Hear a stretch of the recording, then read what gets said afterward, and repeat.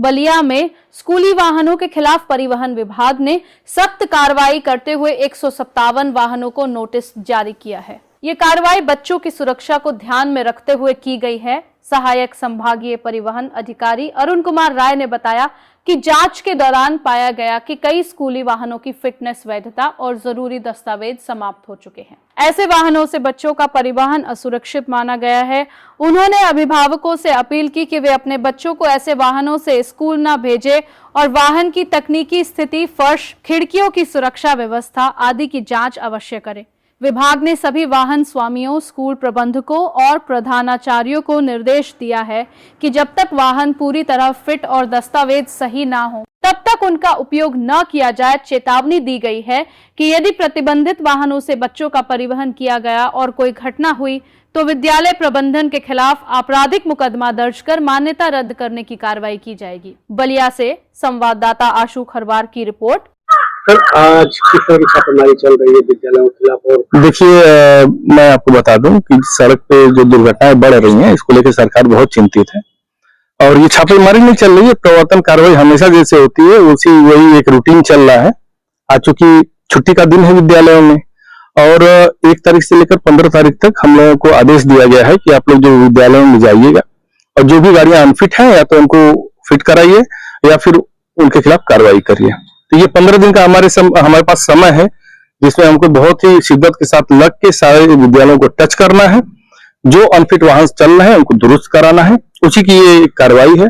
अभी हमने आप लोगों को याद भी होगा, अखबार में 2 दिन पहले दिया भी था। 157 वाहन जो हमारे यहाँ अनफिट चल रहे हैं, स्कूली बस, उनको हमने ब्लैकलिस्ट करने के बाद उनकी आरसी भी मैंने सस्पेंड कर दी है और जनता से भी और यहाँ के लोगों से भी हमने अपील की है कि आप लोग कृपया इन वाहनों से अपने बच्चों को स्कूल ना भेजें। आखिर जो विद्यालय है सर, हाँ, आखिर अनफिट तो बस रख रहे हैं जो गाड़ियां हैं। देखिए, अनफिट बस क्या रखते हैं, होता क्या है, जैसे कि आज मैं किसी विद्यालय की बस का मैं फिटनेस करता हूं तो वो 1 साल बाद उसका फिटनेस समाप्त हो जाता है।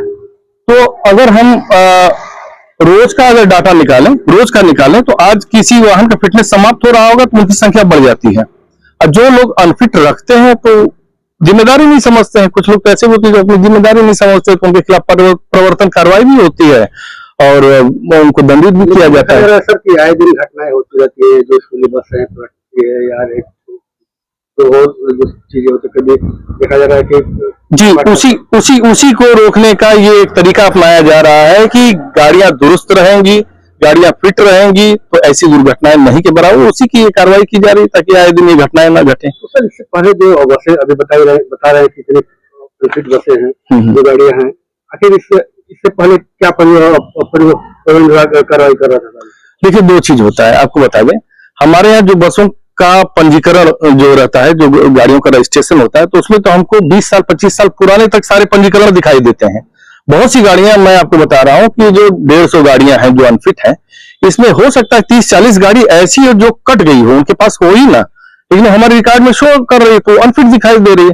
तो हम उनसे इस बात का प्रमाण पत्र ले लेंगे कि गाड़ियां आपने वास्तव में कटवा दी है तो हमारे यहाँ से ये डाटा डिलीट कर दीजिए ताकि हमारी संख्या सही हो। और बात केवल कागजी संख्या सही करने की नहीं है, बात यह है कि धरातल पर उतरकर हम लोग जो स्कूलों में जाएं, जो अनफिट वाहन है उनको फिट कराएं और अच्छे से विद्यालय का संचालन हो, बच्चे अच्छे से स्कूल जाएं। एक व्यक्ति ने, एक विद्यालय के प्रबंधक ने आपके यहाँ शिकायत भी की थी और आपके परिवहन विभाग ने विद्यालय का जो बस है उनको न देखा भी और फिर उसके देखने के बाद भी उस बस को छोड़ दिया गया डीएस विद्यालय की।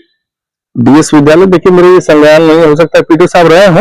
देखिए, कभी कभी क्या होता है कि अगर हम किसी बस का चालान करते हैं, चाहे उसको सीज करने की कार्रवाई करते हैं, तो उस बस पे अगर बच्चे बैठे रहते हैं तो हमारी प्राथमिकता रहती है कि बच्चे सकुशल पहले स्कूल जाएं, उनका स्कूल विद्यालय न छूटे। तो उसमें किसी सिपाही को अपने बैठा दिए, प्रवर्तन सिपाही को बकायदा, उसके माध्यम से वहां पे छोड़ा देते हैं बच्चों को ले जाके। कार्रवाई जरूर होती है, कभी कोई चालान करके छोड़ना पड़ता है, ऐसी व्यवस्थाएं आ जाती है, लेकिन कोशिश हमारी यही है कि अनफिट वाहन चले ही ना सड़क पे। तो आखिर ये बलिया में क्यों ऐसी?